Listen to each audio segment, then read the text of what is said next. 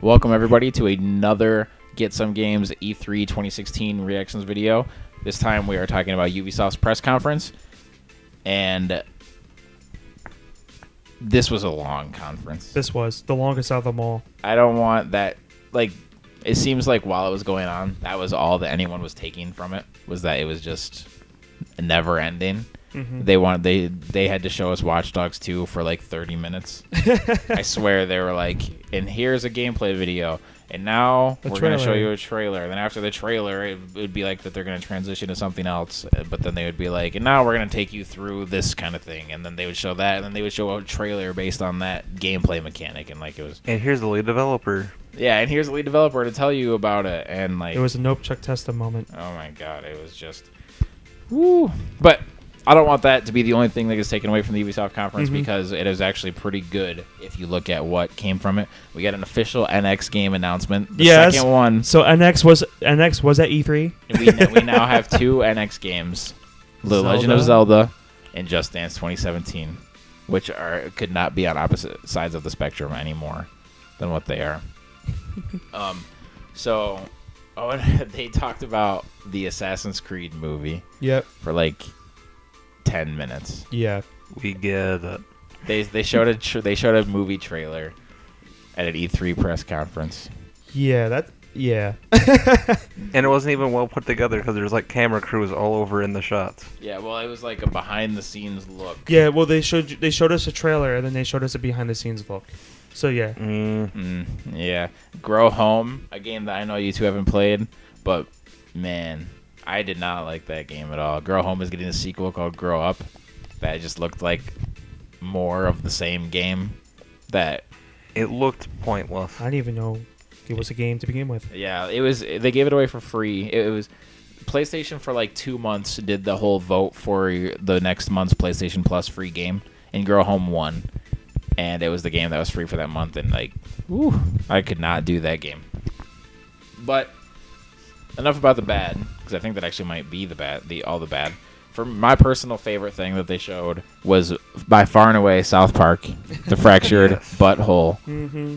Just like, what a game that game's gonna be.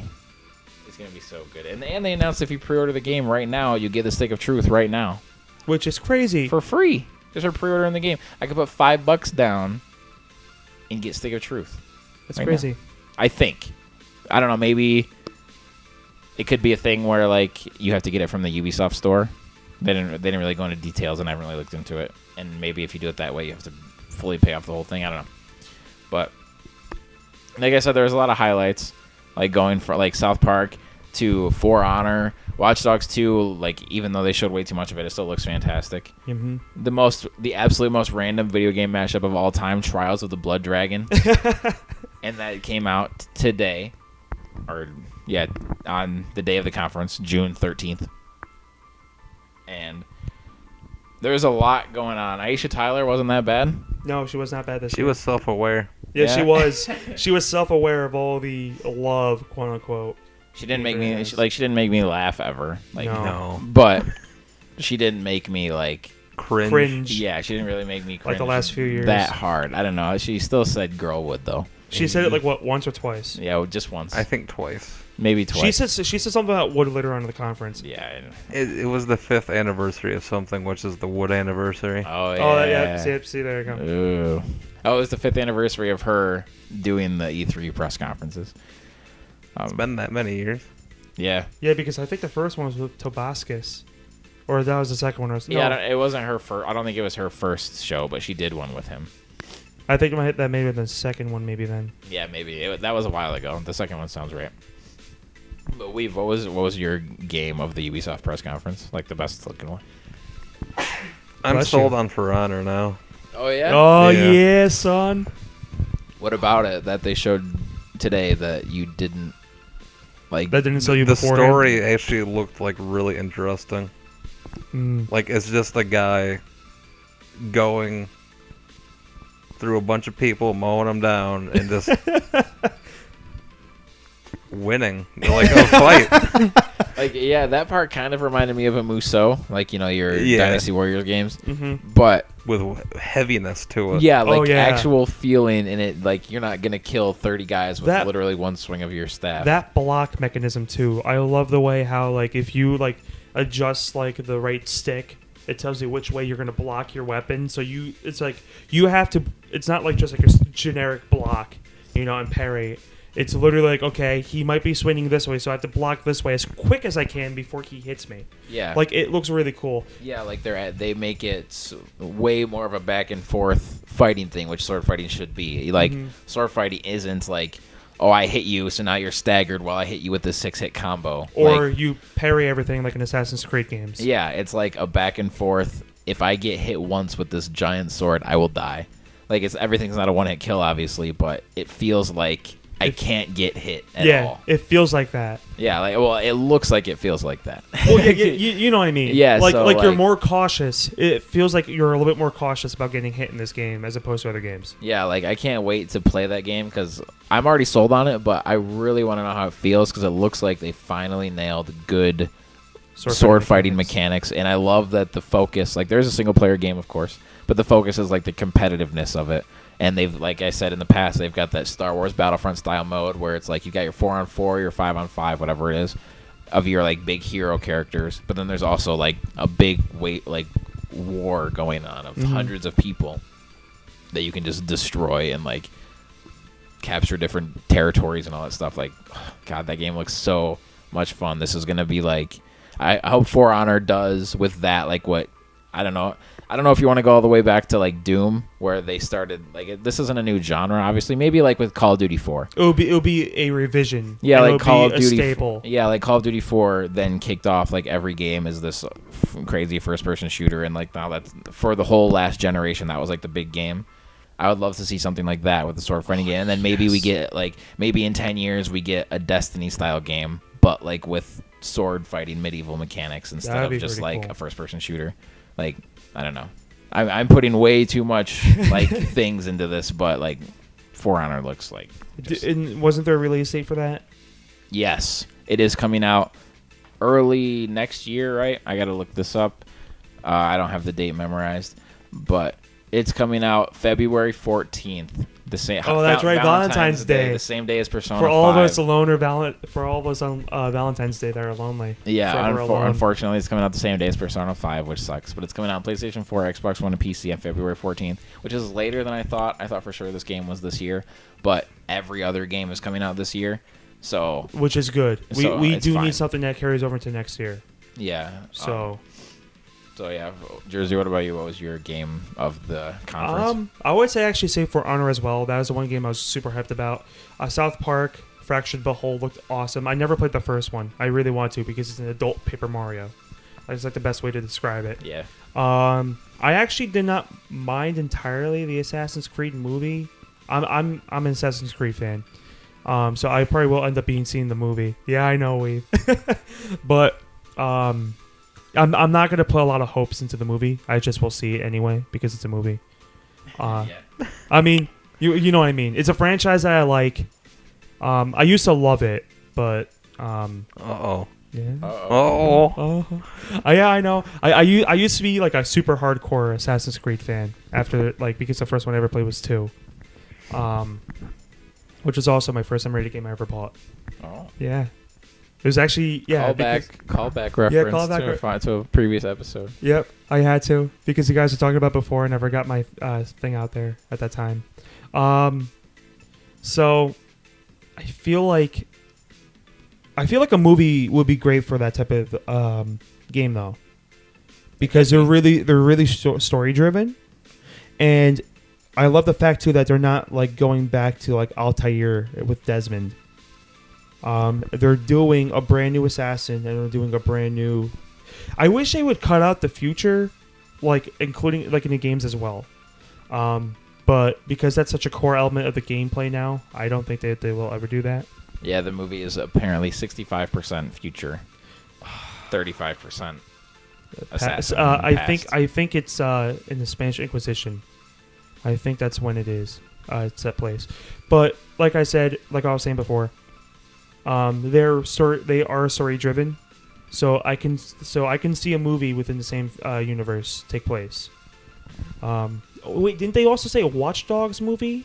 Yeah, they did confirm that Watch Dogs is the next Ubisoft franchise to get the movie treatment. They didn't like show or say really anything about it except that it exists. It's going to exist, yep. Which pretty much everything that you just said about Assassin's Creed, I can apply to Watch Dogs. Yes. Like Watch Dogs is a franchise, but there's only one game, so it doesn't have like this long history like Assassin's Creed does. But it's very story driven. The idea of like, in theory, it's easy to turn any major franchise into a movie these days. Whether or not it's good is an entirely different story. Because like you could turn God of War into a movie, you could turn which The Last that's of Us supposed to into be a movie. Yeah, I mean that's rumored to be a movie forever. You could turn Halo into a movie, you could turn any of these games into movies, but like, should we? And if we do, are they good? Like, how can we make it different? Yeah. Because we don't want a retelling. We don't want an entire retelling of, which is why, like I was saying with Assassin's Creed and Watch Dogs, when it comes to movies, like you can literally do anything because you can, like, with Watch Dogs, it doesn't have to take place during the same exact time as Watch Dogs 2. Mm-hmm. It could be in a totally different city. It could be totally different. It could actually, as a matter of fact, it could be in quite a few different cities. Yeah, it could be anywhere. It could be anywhere. Like because it's a movie, you're not set in stone with one location. Yeah. So you can literally be like, oh, I'm gonna go to like Rio and do some hacking in Rio, and then go to Rome, do some hacking there. Mm-hmm. So you can go all over the world with a movie with that because it's just changing scenes. Whereas opposed to in games, of course, you have to render everything out. Yeah. Make all the assets and stuff like that. Yeah, it is a lot more difficult. But let's see. They talked about the Division.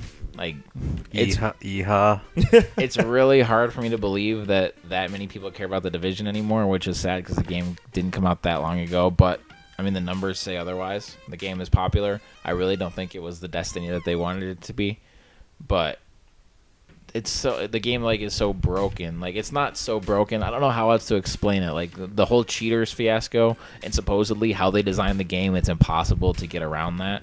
But that's all, just he say, she say kind of thing.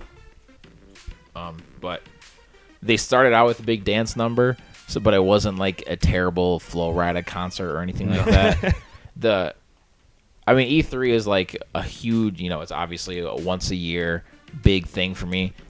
Give me a 2-hour conference, that's fine. Yes. Everyone else, that was their big complaint. I thought it was okay, but they did show stuff too much. Like, they put an hour's worth of content into 2 hours, and that's why it was. Mm-hmm. That's what affected it negatively. Like the Star Trek.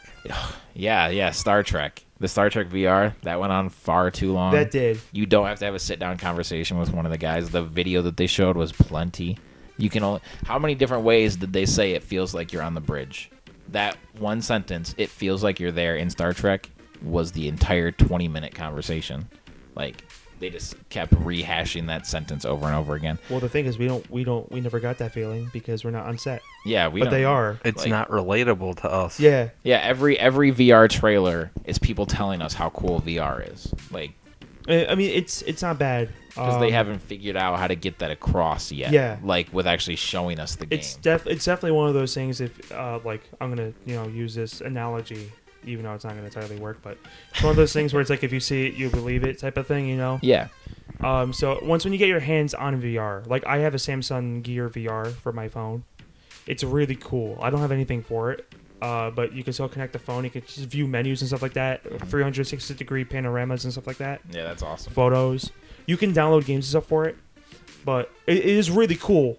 I've also tried Oculus Rift before at my school. We have an Oculus Rift. So I've tried VR before, and it's pretty cool. But yeah, but the general public does not have access to really expensive VR because it's expensive and it's not out yet. Hella expensive.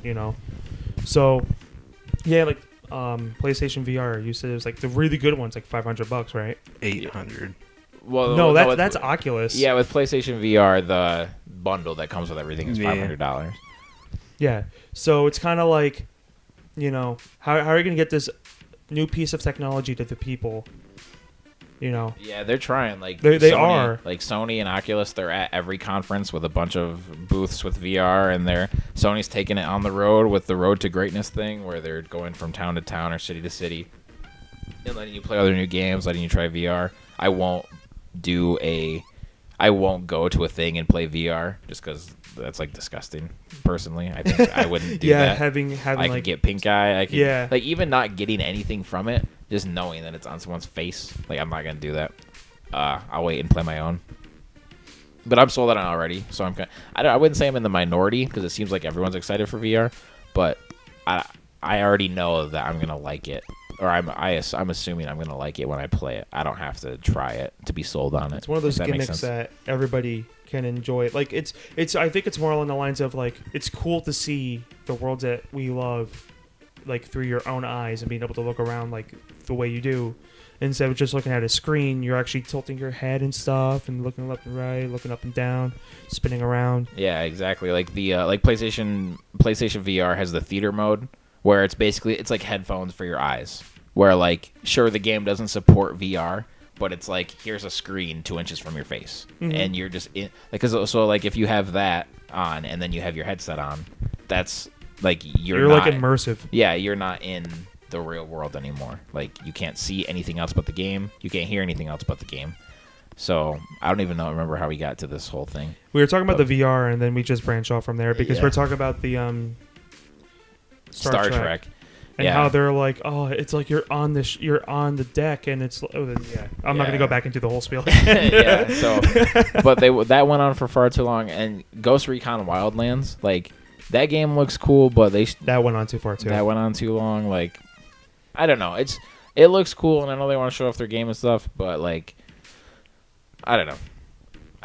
It's weird because we want to see gameplay. That's what we strive for at E3 is gameplay. And not we CGI love trailers, but we'd rather see gameplay because that at least we can see like what the game's gonna look like. Yeah. Hopefully, unless they change things. But you also have to remember that there's a lot of games that a lot of people don't like. So if they have to sit there and watch all these games that people don't like, they're going to be like, okay, this is going on for far too long. Mm-hmm. I mean, like, for Watch Dogs 2, I think all three of us in the room right now agree it looks amazing, and we might purchase it. I know Sean's definitely going to purchase it. Oh, yes. I'm probably going to purchase it. Weave might purchase it. Maybe. But the demo did go on for far too long. Yeah. Like, it looked amazing and everything, but... Yeah, I agree. Like, when you get to the point where you say, like, where I start to think, like, okay, I get it. I don't need to see and you anymore. keep shoving us things down our throat. Yeah, It's and like we everything that they showed, I got to that point. Literally except for South Park, every single thing that they showed, I was like, okay, I get it. Yes. Now, if that happens once or twice, that's fine. I understand, like, Bethesda wants to shove Dishonored 2 down our throats. This is our huge game. I get that. But with Ubisoft, it was everything. Like, okay, I get it. Move on, please. I think South Park is the exception, not just because you're a huge fan of it, Yeah. but because it's a TV show. So you are going to be sitting there watching South Park for 30 minutes anyway. So if you like South Park, it's like you're watching a TV show. Yeah. So I feel like that's why, at least to you, they're not shoving it down our throats much, because it's almost like you're watching an episode. Yeah, and like even For Honor, like I'm super, as I said earlier, basically like jazz all over that game. Is like, like even then I was like, okay, I get it. Like we can kind of move on now, and that's a game I'm like super excited for. So and same with Watch Dogs. Like after like 5 minutes of Watch Dogs, I thought, okay, I get it. But that's because they just announced Watch Dogs 2 a few days ago, and I just watched like a 17-minute gameplay reveal. So it's like you almost watched like the whole thing. Yeah, like. Well, I mean, before E3, I watched a 17-minute gameplay reveal, and now at E3, they're gonna show me like 20 more. I don't want to see another second of that game until I get it, because I'm just like I saw so much already, and I'm like sick of it, and I don't even have the game yet. That's another thing. I know this is EA's, but because we're talking about this right now, Battlefield 1.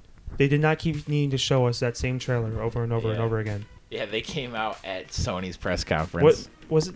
Yeah, Sony's. I thought it was Microsoft. Oh yeah, it was they came out at Microsoft's. Microsoft and they came out the with same trailer. The same exact trailer that we saw the day before, and it's like this was like a highlight of your thing. We get it. Your conference. We get it. But please, if you're going to show us anything else, do not show us the same trailer. I understand some people might not have seen your conference, so you're... That's what the internet's for. Yeah. Yeah, I was just about to say that. Yeah, it's all over YouTube already. I'm sure it had like 1 million views probably. I'm sure everybody that's listening to this right now knows how to operate a computer, or else he wouldn't be here. They definitely do. Unless if somebody else is showing you this podcast. Yeah, please show your friends this podcast. Or if you're listening to like on different device, but we're just gonna say YouTube. Then you just look up Battlefield 1 trailer, E3 2016. Yeah. You don't have to go into detail again, showing us the same exact crap. And I mean crap as in an okay way, not crap as in it was really stupid, because we kind of enjoyed what we saw for that. But I'm digress because this is not E3. EA. Yeah. This is E3. This is not EA. Yeah, so basically for Ubisoft, just to sum up pretty quick, it's like they showed a lot of great stuff, just they showed too much great stuff, like in a bad way. So, that ski thing too. Yeah, like they closed with the ski thing. It looked cool, but then the thing that dragged on for a little too long. Yeah, and like for some reason there was something about it that never once caught my interest. So the fact that they went on forever with that, like it was like, it looked like a tech demo. Yeah, kind of. It looked like it was. Yeah, I didn't see much game there. Like the game is like it's like a snowboarding go sim. Here, do this. It's literally like a winter sports sim. Yeah, like here's 5 different ways to get down this mountain. Yeah. Like that's the game is go down this mountain. Go down a mountain. Like I'm sure go down the more. Alps and have fun. Yeah, like I'm sure there's more. And watch to Wipeouts it, because that was actually the funny part. That was actually like the one thing that was actually kind of cool to see in the trailer was all those Wipeouts. Yeah. Like just imagine people falling from that height. Like I know it happens in real life, and that sucks. Yeah. But to see it in a game, legs shattering, falling into trees. Yeah. You know, like seeing especially the fact because it's VR support too. Yeah, that could be a saving grace for that game. Yeah. But it can also make you super motion sick. Especially if you're into you have that. But just seeing in first person a person just wiping out that, it looked cool. Just oh man. This person, really quick, this comment said that EA had the second best conference. Just random GameSpot comment or Game Informer comment I'm hoping that I just have to point out really quick troll. because they said Sony, then EA, then Ubisoft, then Microsoft / Bethesda. How can you say that? I'm sorry.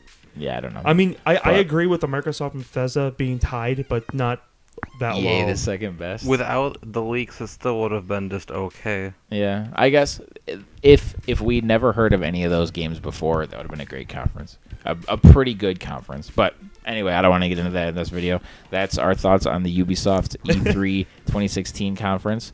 Thank you for listening. If you like what you just heard, please subscribe to us on YouTube and keep coming back to get some games.